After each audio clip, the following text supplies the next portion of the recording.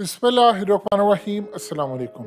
शहजादा दाऊद इस दुनिया में नहीं रहे। वो अपने बेटे के साथ एक ऐसे एडवेंचर पर गए थे। उनको बड़ा शौक था कि किसी तरह वो टाइटैनिक का मलबा देखें। लेकिन अगर शहजादा दाऊद ने एक शख्स की किताब पढ़ ली होती तो शायद आज वो जिंदा भी होते, और शायद उसके बाद उनका ये टाइटैनिक का मलबा देखने का जो ख्वाब था, या फिर जो लोग कह रहे हैं कि कुछ खजाना तलाश करना था जो सिम्पसन कार्टून में दिखाया गया, वो शायद उनकी थ्योरी बदल जाती और कहानी का रुख कुछ और होता। अब अब ये जो थ्योरी सामने आ रही है कि असल में वो जो सीईओ था वो टाइटैनिक का मलबा देखने नहीं गया था, वो इन्वेस्टिगेट करने गया था कि नीचे कुछ है, नीचे कोई और मामला है, कि वहां पर कौन सा शिप है।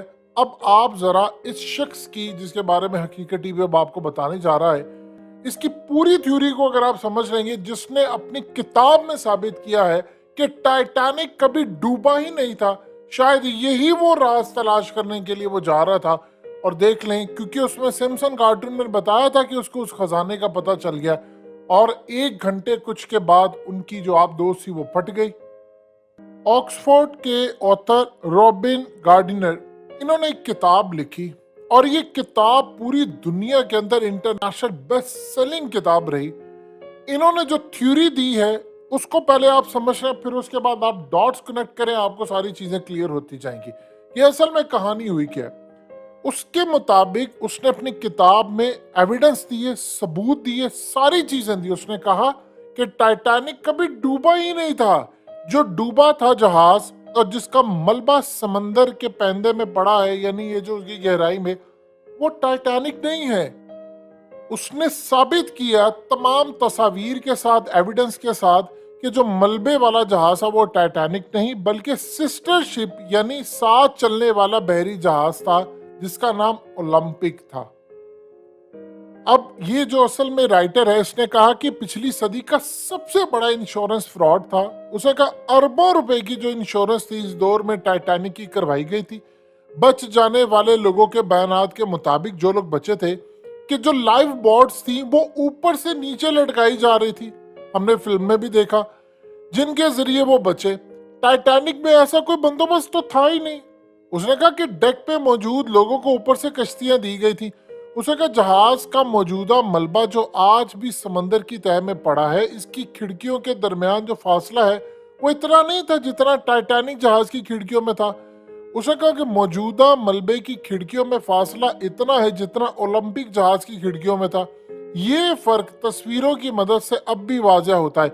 मुसन्निफ के मुताबिक जो उसने लिखा, उसने कहा कि जो सरमायाकार था यानी इन्वेस्टर था जेपी मॉर्गन, इसने कंपनी में बड़े लेवल पर इन्वेस्टमेंट कर रखी थी, सरमायाकारी कर रखी थी, जिसने टाइटैनिक बनाया था उस कंपनी में, और सरमायाकारी रॉयल न्यू से भी ज्यादा थी।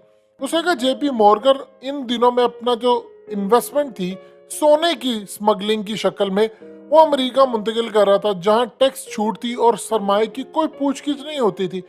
उसे कहा बरतानी हुकूमत के ताउन से जेपी मॉर्गन इस दौर में 80 लाख यूरोस की मालियत का सोना स्मगल करना चाहता था। सोना टाइटैनिक के जरिए अमेरिका जाना था, मगर ये कह दिया गया कि टाइटैनिक डूब गया है, जबकि असल में डूबा ओलंपिक को गया, यानी उन्होंने खुद डुबोया था। ये भी बड़ी इंटरेस्टिंग चीज है, ये बात समझने वाली है। उसने कहा डुबोया नहीं था, खुद इन्होंने प्लान के तहत एक हादसा करवाया। अब उसके बाद वो कहता है कि असल प्लान ये नहीं था कि ओलंपिक को डुबोया जाए, असल प्लान ये था कि ओलंपिक को किसी बर्फ के तोदे के साथ टकराया जाएगा, जिससे वाज़ेह डैमेज हो और वाज़ेह डैमेज दिखाकर इंश्योरेंस क्लेम किया जाए। मगर वो तजर्बा बिल्कुल उलट हो गया और पूरे का पूरा जहाज ही डूब गया। इसके मुताबिक असल में कोई आइसबर्ग से टकराने का वाकया ही नहीं हुआ था।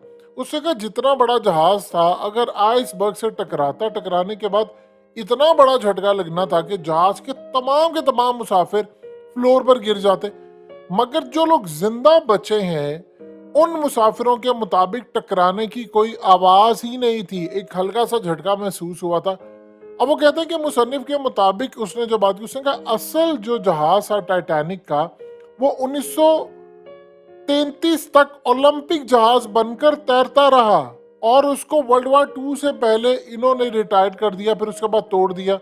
और जहाज डूबने के बाद बहुत से बच जाने वाले जो लोग थे उनके बयानात को छुपा लिया गया। उसने कहा कि ये जो बयानात उसने इंक्वायरी में भी दिए, एक इंक्वायरी बैठी थी और आज तक कोई इसके क्लेम को झूठा साबित नहीं कर सका। इसने बहुत सारी और बातें कही कि कैसे पैचेस लगाए गए, कैसे उसको सर्विस में रखा गया। अब ये जो सूरत हाल पैदा होती है कि टाइटैनिक तो कभी गया ही नहीं था और वो डूबा ही नहीं था, और इस सारी सूरत हाल के अंदर उसने ये जो कहानी बताई है तो उसमें बहुत सारे लोगों को सवार करके उनका सफाया किया गया। अब जो सीईओ है उसकी बीवी का ताल्लुक उन लोगों के साथ था जो उस जहाज में सवार थे, जो कहते थे कि असल में हमने फेडरल रिजर्व बैंक कायम ही नहीं करना। अब प्रॉब्लम यहाँ पर ये जो आ रही है कि ये जनाब इन्होंने जो थ्योरी दी है ये बड़ी इंटरेस्टिंग थ्योरी थी और इस पर इंक्वायरी हुई, बाद में ठप हो गई और बाद में इसको कैंसर हुआ और वो इस दुनिया से रुखसत हो गया। लेकिन वो कहता रहा कि आज तक कोई इसको झूठा साबित नहीं कर सका। जगह एविडेंस है मेरे पास, आए मैदान के अंदर कोई आए। उसके मुताबिक ये जो फिल्म बनी है ये असल में असल राज को छुपाने के लिए थी। अब ये जो सीईओ है ये नीचे जो जा रहे थे, देखिए इतने 1000 फीट नीचे तक तो अमेरिका की मिलिट्री और उनके पास भी ऐसी कोई चीजें नहीं है, जो है वो दिखाते थोड़ी है कि एक प्राइवेट शख्स ने ये काम कर लिया। और प्राइवेट शख्स ने जब ये काम किया यानी वो इतने लेवल तक गया, वो ऐसे राज को ले आता सामने कि पता चलता कि वो टाइटैनिक नहीं ओलंपिक था। यानी ये इस सारी सूरत हाल के अंदर वो कहता कि दुनिया ये बात जान जाती कि असल में मामला क्या था। अब थ्योरीज जो इस वक्त सोशल मीडिया समेत हर जगह आ रही हैं कि आया इस सारी सूरत हाल के अंदर जो सिम्पसन्स कार्टून के अंदर दिखाया गया कि खजाना, वो खजाना क्या था, वो असल में राज था। तो राज अगर दुनिया को पता चल जाता तो वो जो इंश्योरेंस का इतना बड़ा क्लेम हुआ और ये सारी सूरत हाल उसका क्या करना था। और इस सूरत हाल में आज तक तो ये चीज वाजे नहीं हो सकी वो दरमियान से दो टुकड़े कैसे हो गया, यानी उस पर तो कोई थ्योरी फिट बैठती ही नहीं है। और जो बच जाने वाले थे फिर उन्होंने एक फिल्म बना दी और फिल्म बनाकर एक औरत को सामने ले आए कि जी उसने टाइटैनिक की कहानी, असल में उसका लोगों के दिमाग में वो चीज डाल दी कि असल में वाकया ऐसे हुआ था और आज से कोई उसकी थ्योरी को गलत साबित कर नहीं सका। और ये शख्स काफी अरसे से इस पर काम कर रहा था, उसने कहा था कि नहीं ऐसे, और फिल्म जब बन गई तो हिट हो गई और आज तक लोगों के दिमागों में ये चीज बैठी हुई है।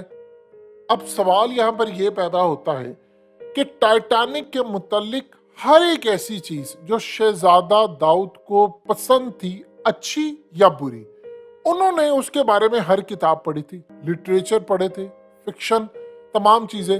तो क्या उनके दिल में इनकी भी उन्होंने किताब पढ़ी थी या उसके बारे में सुना था? डेफिनेटली बात है, पूरी दुनिया के अंदर जब इसने देखिए इंटरनेशनल बेस्ट सेलिंग जो बुक होती है, अब उसको माने या ना माने, हम लोग इस थ्योरी पर बिलीव करें या ना करें, लेकिन आपने एक थ्योरी सुनी, इसी तरह दुनिया सुनती है और समझती है। वो कहते हैं अच्छा ठीक है, जब हम जाएंगे नीचे तो हमारे जहन में चीज होगी, हम देखेंगे। लेकिन सवाल ये पैदा होता है कि क्या वो वाकई ये जो राज थे उनको तलाश करने के लिए जाना था? तो इस सारी सूरत हाल में अगर वो जाते उनको न जाने क्या मिलता।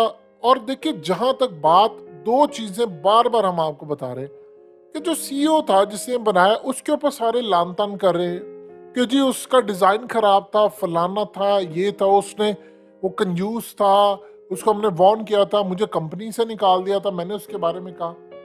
एक सिंपल सी आप बात बता दें कि कोई भी सीईओ कोई ऐसी प्रोडक्ट बनाएगा जिससे उसकी सारी जिंदगी खत्म हो जाए, उसकी कंपनी बर्बाद हो जाए, और वो कोई ऐसा काम करने की कोशिश करेगा कि वो अपने पहले मिशन में 1 घंटे 45 मिनट के बाद ही तबाह हो जाए। और सवाल फिर एक और ये पैदा होता है कि जब अमरीकी फौज ने जो नेवी थी उनको पता चल गया कि 1 घंटे 45 मिनट बाद एक धमाका हुआ है और आप दोस्त फट गई है, उसके टुकड़े टुकड़े हो गए और जाने चली गई हैं, तो 5 दिन तक क्यों ये कहा जाता रहा कि हमने मिशन भेजे हुए हैं पानी में, जो पानी में जाकर उनको फाइंड आउट कर रहे हैं, जो देख रहे हैं, जो तलाश कर रहे हैं, अब वो मिशन आकर हमें बताएंगे कि असल में हुआ क्या था। और अभी तक हम करीब है, हमने बैंगिंग की साउंड की आवाज सुनी है। यानी वो 5 दिन तक कौम को यही कहते रहे और पूरी दुनिया को अपने को ये कहते रहे हो रहा है, हो रहा है, हो रहा है। अचानक जब वो कहते हैं जी ऑक्सीजन का टाइम खत्म हो गया और उसके बाद तो साथ ही कह देती हमें मलबा भी मिल गया, हमें फलानी चीज भी मिल गई है, हमें ये भी मिल गया, उनकी बॉडी नहीं मिल सकती। ऐसा क्या राज है टाइटैनिक के बारे में जो वहां पर कोई तलाश करने के लिए आम शख्स जाएगा और उसको नहीं मिल पाएगा और उसकी जिंदगी खत्म हो जाती है? यही तो एक राज है। और ये सारी सूरत हाल के अंदर मामला जो है वो बड़ा क्लियर है। देखिए, आप सिंपल सा एक काम करें कि सिम्पसन कार्टून के राइटर को पकड़ लें कि भाई तूने ये थ्योरी कैसे लिखी थी। सिमिलैरिटी समझ एक दफा हो कि कोइंसिडेंस हो जाए तो समझ आती। यानी ये कमाल का तमाशा है कि सिम्पसन कार्टून दुनिया की हर थ्योरी, हर बड़े इवेंट के बारे में कई साल, 15-15, 20-20, 25-25 साल पहले दिखा देता है, ये होने जा रहा है, होने जा रहा है, होने जा रहा है, हो जाता, तो कहता है देखो हमारा तो गेस था। ये यानी आपने मजाक बनाया हुआ है दुनिया के साथ। ये जो थ्योरीज है ये बड़ी इंटरेस्टिंग है, लेकिन कोई इसको समझे तो फिर है।